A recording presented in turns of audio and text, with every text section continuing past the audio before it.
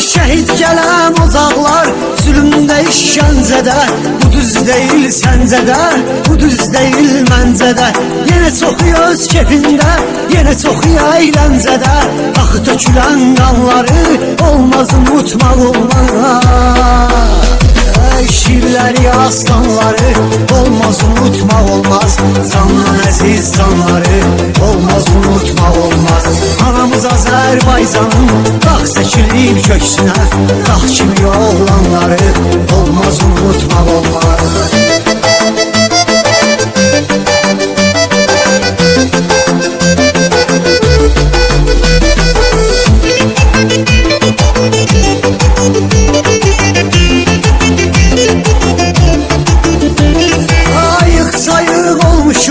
Bayrağımız yüksəlib, açan ki bozqurt yatıb, köpək ayrılıb bir səlib. Nə iş gəlib başımıza, unutmuşuq deyə gəlib, vacib olan anları olmaz unutmaq olmaz.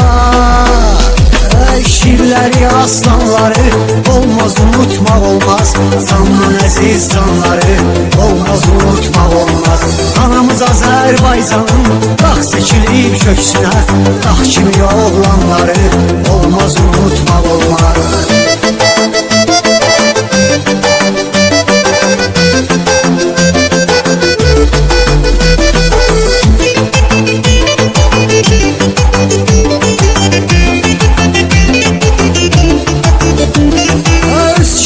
Tarixin Azərbaycan yazıb, yurda azadlıq sözün hər tökülən qan yazıb. Hər şəhid öz qanıyla bir ayrı dastan yazıb, yazılan o dastanları olmaz unutmaq olmaz.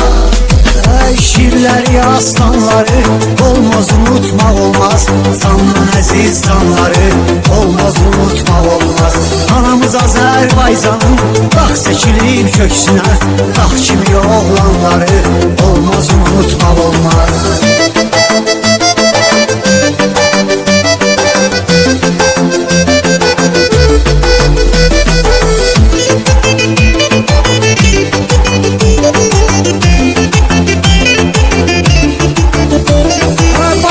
O igidlər payızdı, qışdı, yazdı, hər biri ayrılıqda şanlı tarix yazdı. And yerimizdir bizim, gündə də geçsə yazdı, fəxri xiyabanları olmaz unutmaq olmaz. Şirləri, aslanları olmaz unutmaq olmaz. Candan əziz canları olmaz unutmaq olmaz.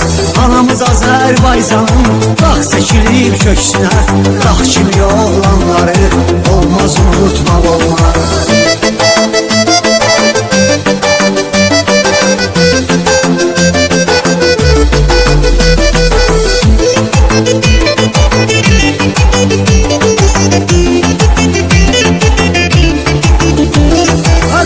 Rəsimlərdəki nur tökülən üzləri, yar itirən yarları, yarım qalan sözləri, ata çağıran balaları, yolda qalan gözləri, ot düşən ünvanları olmaz unutmaq olmaz. Şirləri, aslanları olmaz unutmaq olmaz. Candan əziz canları olmaz unutmaq olmaz.